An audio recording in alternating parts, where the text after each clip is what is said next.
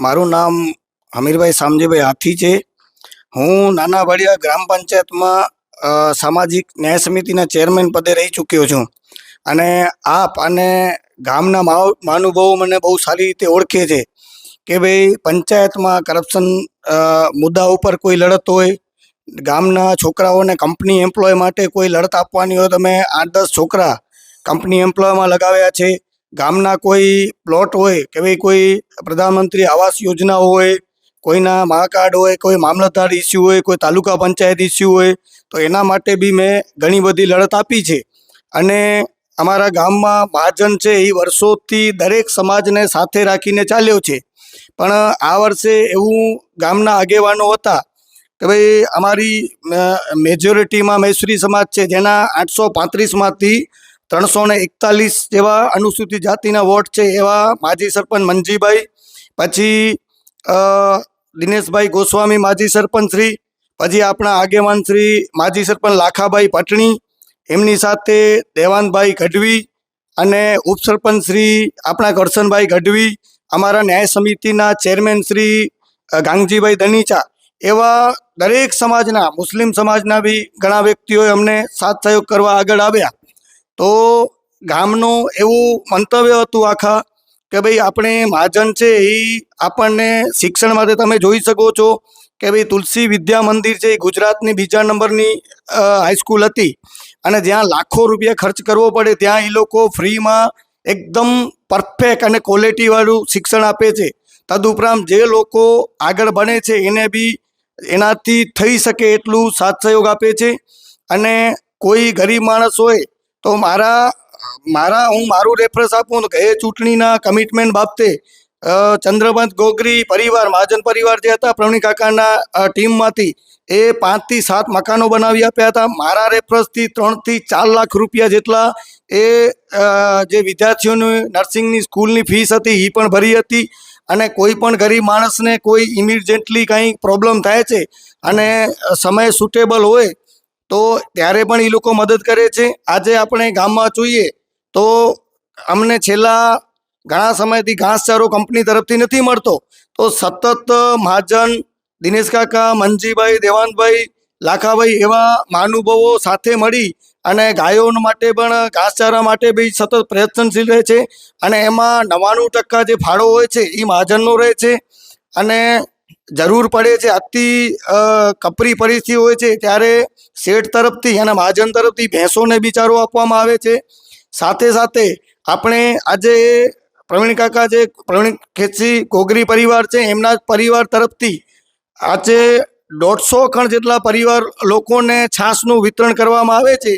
અને આખા ગામનું એવું મત હતું કે ભાઈ છેલ્લા 35 વર્ષથી જૈન સમાજનો કોઈ પણ પ્રતિનિધિ સરપંચ બન્યો નથી, તો ભાઈ મહેશ્વરી સમાજમાં બી એ આખી સમાજ ભેગી કરીને નક્કી કરવામાં આવ્યું. તો અમારી સમાજ બી સહમત થઈ કે ભાઈ જૈન સમાજને આપણે ટેકો આપીએ. બિનહરીફ વિષ્ણુ સમાજ બી ટેકો આપવા તૈયાર હતી, પટણી સમાજ બી ટેકો આપવા તૈયાર હતી, અમુક સુધી મુસ્લિમ સમાજ બી એગ્રી હતી.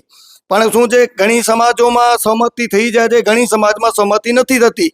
તો ભારતીય બંધારણ મુજબ દરેક સમાજની સામાજિક રીતે આપણે સમજાવી શકીએ. કોઈ સમાજ પોતાના નાગરિકને દબાણ નથી કરી શકતી કે ભાઈ પ્રેશર નથી બનાવી શકતી.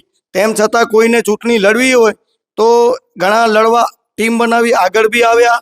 પણ અમને ગામ અને ગામના લોકોની લાગણી અને અમારી ટીમ ઉપર પૂરેપૂરો 100% વિશ્વાસ છે કે અમે 10 સભ્યો સાથે અમે મેદાનમાં ઉતર્યા છીએ. અને અમે 2 સભ્ય અમારા વોર્ડ નંબર 2 અને વોર્ડ નંબર 10 એ તો બિનહરીફ થઈ ચૂક્યા છે.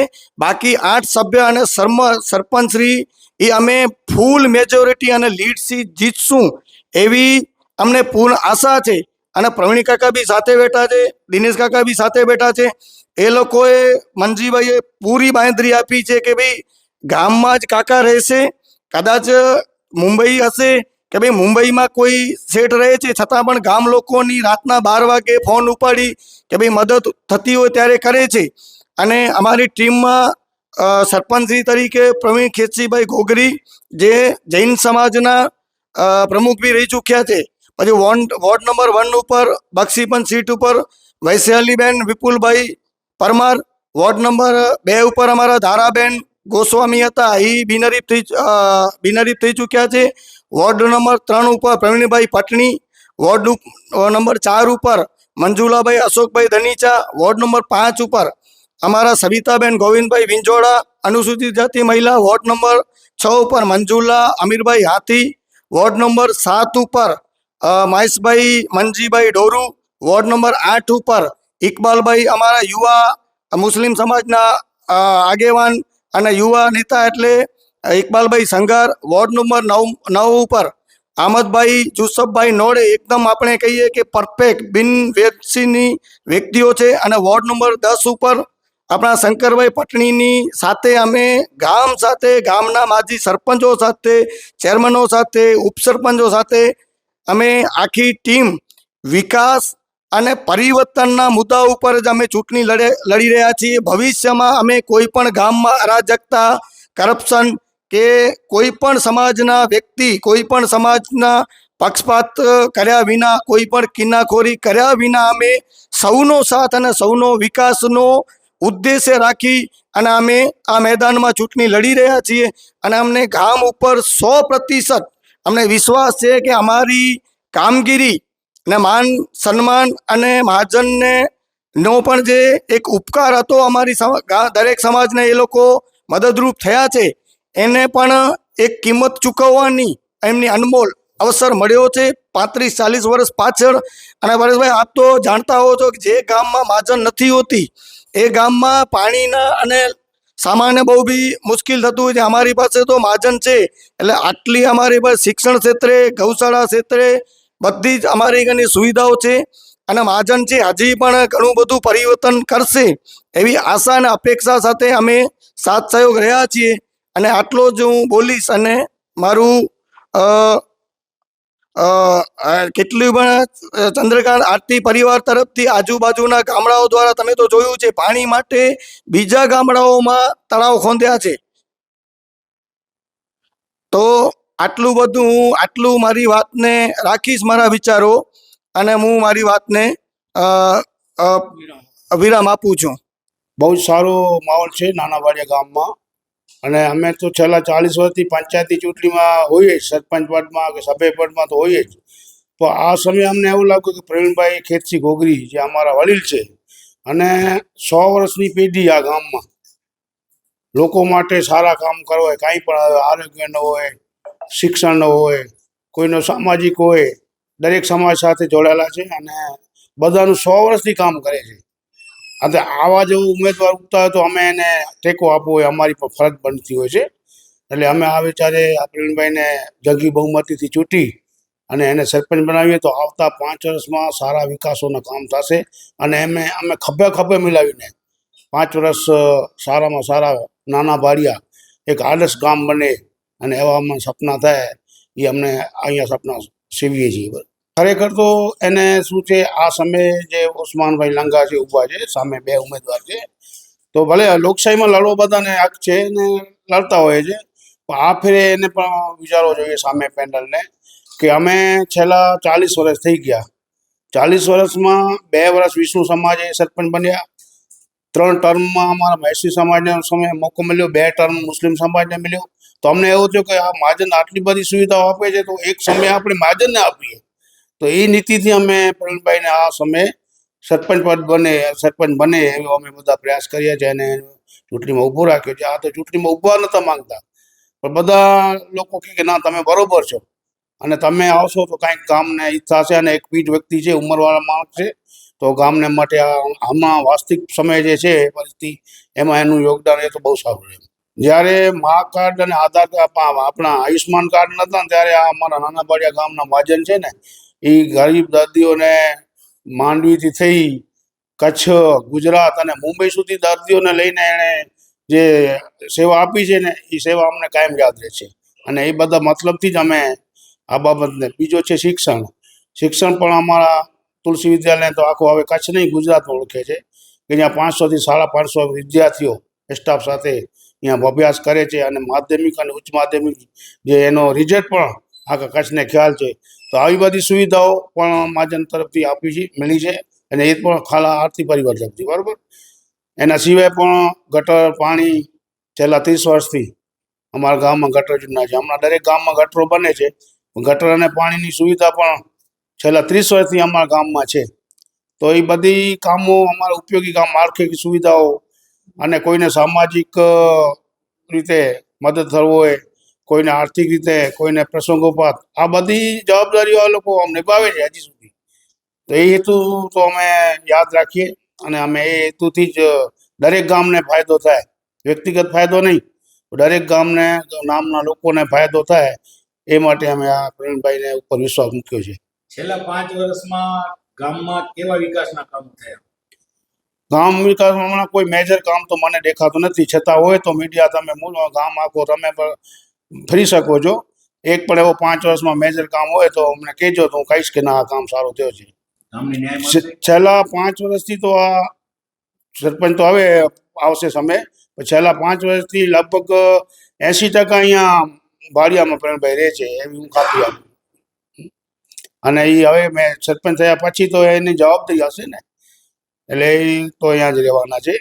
અમે બધા એક 5, હમણાં તો 4 માજી સરપંચ છીએ ગામમાં, એ બધા હમણાં એની સાથે છીએ, અને પછી પણ એની સાથે રહીને અમે જે વિકાસના કામો છે એ પ્લાનિંગ મુજબ અમે કામ કરશું, બરાબર.